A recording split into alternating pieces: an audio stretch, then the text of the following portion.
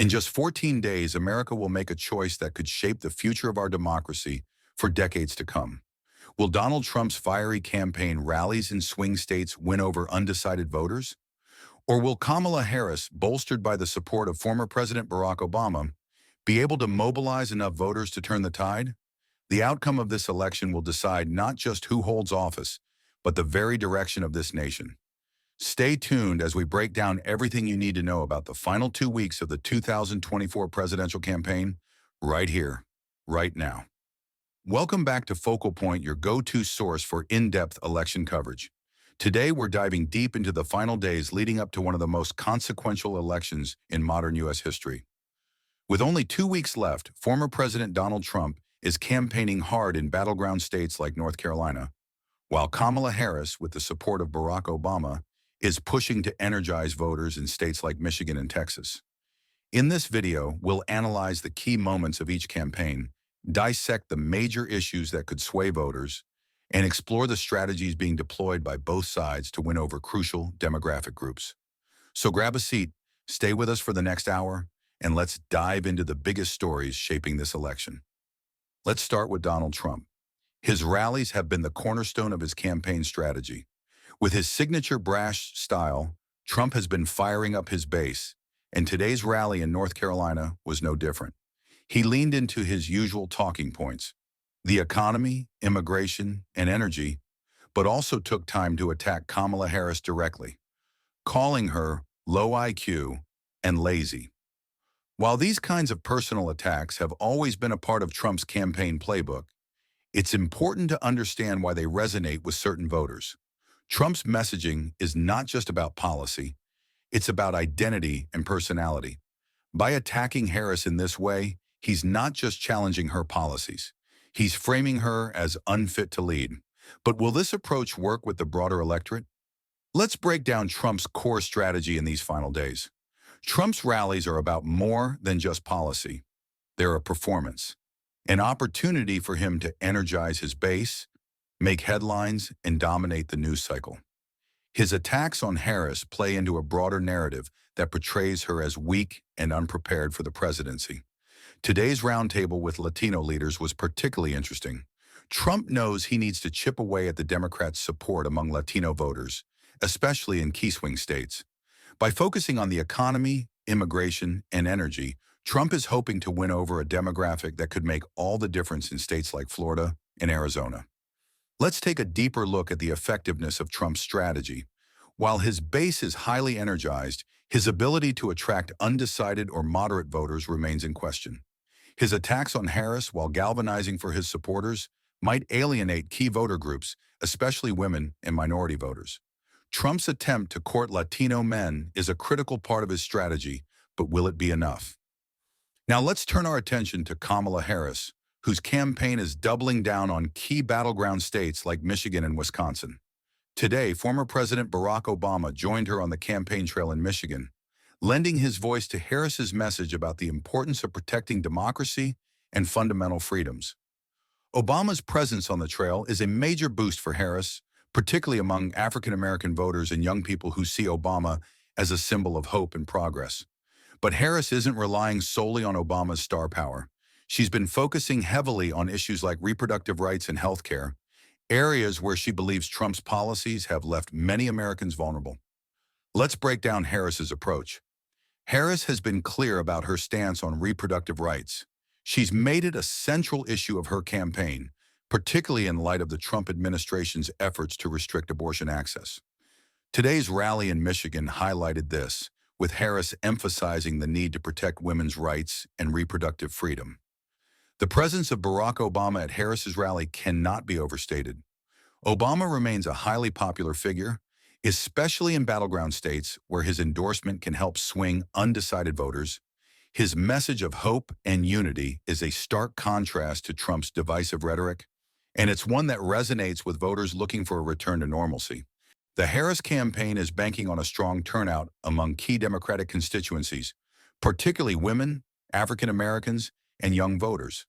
With Obama by her side, Harris is making a final push to energize these groups and remind them of what's at stake. However, the question remains, Can she maintain this momentum in the face of Trump's relentless attacks? While the personalities of the candidates dominate the headlines, this election is ultimately about issues that could define the future of America.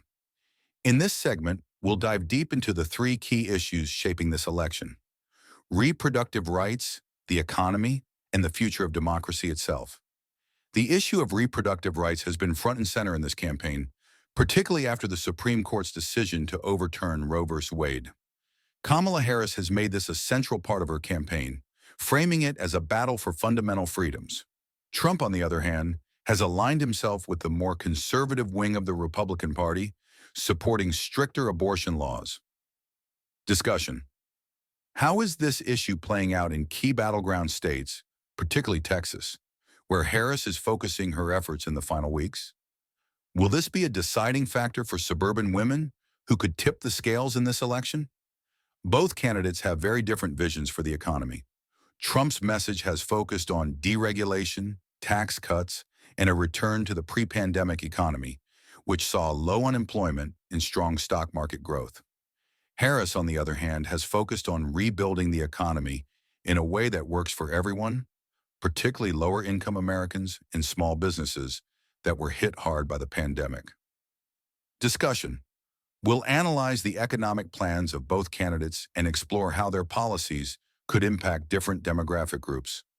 Will Trump's message of economic recovery resonate with voters, or will Harris's focus on fairness and equity win out?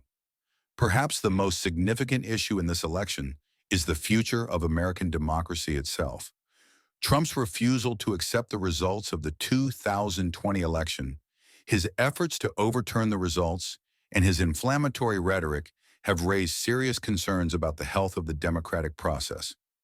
Harris has framed this election as a battle for the soul of the nation, emphasizing the need to protect democracy from authoritarianism. Discussion: we'll dive deep into the implications of this issue, particularly in light of Trump's recent comments about election integrity. Will voters be swayed by Harris's message of protecting democracy, or will Trump's base continue to support him despite these concerns? The outcome of this election will likely be decided in a handful of battleground states: North Carolina, Wisconsin, Pennsylvania, and Michigan, to name a few. Both campaigns are pouring resources into these states, knowing that the path to victory runs through them. Trump's rally today in North Carolina highlights just how important this state is for his campaign. North Carolina is a must-win for Trump, and his strategy here is to energize his base and turn out as many voters as possible. But can he maintain his hold on the state, or will Harris's message resonate with suburban voters and African Americans? Harris, meanwhile, is focusing heavily on Wisconsin and Michigan, where early voting is already underway. Obama's appearance in Wisconsin today signals how important this state is for the Democrats. Harris is betting that a strong turnout among young voters, women, and African Americans will be enough to tip the scales in her favor. Pennsylvania remains one of the most hotly contested battleground states in this election. Both campaigns are spending heavily here, knowing that the state could very well decide the election. We'll analyze the latest polling data from Pennsylvania and explore the key voter groups that could swing the state one way or the other. In this segment, we'll take a closer look at each of these battleground states, analyzing the latest polling data, voter turnout trends, and campaign strategies. Who has the edge in each state, and what are the key factors that will determine the outcome? Trump is no stranger to controversy, and the final weeks of this campaign have been no exception. From his comments about Kamala Harris to his refusal to commit to a peaceful transfer of power, Trump's rhetoric has once again dominated the headlines. One of the most striking aspects of Trump's campaign has been his continued use of racist and misogynistic rhetoric, particularly in his attacks on Kamala Harris. Today, he referred to her as lazy and low IQ, comments that echo familiar racist stereotypes. But will this strategy backfire? Trump has also continued to cast doubt on the legitimacy of the election, suggesting that if he loses, it will be due to widespread fraud. This rhetoric has raised serious concerns about the future of democracy and the potential for unrest in the aftermath of the election. In this segment, we'll explore the impact of Trump's controversies on the election. Will his inflammatory rhetoric energize his base, or will it alienate key voter groups? And what are the implications for the future of democracy if Trump refuses to accept the results of the election? In contrast to Trump's divisive rhetoric, Kamala Harris has positioned herself as a candidate of hope and unity. Her message is clear. This election is about the future of democracy and the protection of fundamental freedoms. Harris's campaign has been focused on building a better future for all Americans, whether it's protecting reproductive rights, ensuring access to health care, or addressing climate change. Harris has consistently framed this election as a battle for the soul of the nation. Harris knows that the outcome of this election will depend on turnout among key Democratic constituencies: women, young voters, African Americans, and Latino voters. Her campaign is working tirelessly to ensure that these groups turn out in record numbers. We'll take a closer look at Harris's message and explore how it's resonating with voters. Can Harris's focus on hope and unity counter Trump's attacks?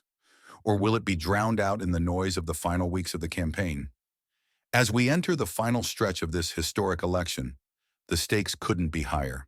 Both Donald Trump and Kamala Harris are fighting for the future of America, each with a vastly different vision for the country. Over the next 14 days, we'll see both campaigns ramp up their efforts to turn out every single vote in key battleground states. Will Trump's aggressive strategy and focus on voter turnout be enough to secure victory? Or will Kamala Harris's message of hope, unity, and the protection of democracy resonate with voters in these crucial final days? Thank you for tuning into Focal Point. Don't forget to like, subscribe, and hit the notification bell so you don't miss any of our upcoming election coverage. Stay informed, stay engaged, and most importantly, make sure to vote. This is Focal Point, your trusted source for in-depth news and election coverage. Stay with us in the final days leading up to Election Day for more updates, analysis, and exclusive interviews. Your voice matters. Make sure it's heard.